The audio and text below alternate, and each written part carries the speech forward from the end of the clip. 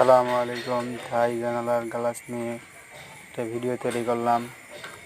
আলহামদুলিল্লাহ এই বাড়ির কাজটা শেষ করলাম। জানালা 9টি জানালা ছিল, কাজ করে দিলাম।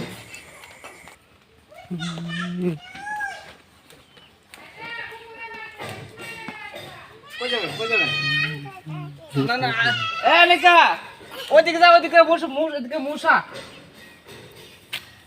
ওদিকে যাও, ওদিকে যাও। জঙ্গলের ধারে কিছু কথা হবে।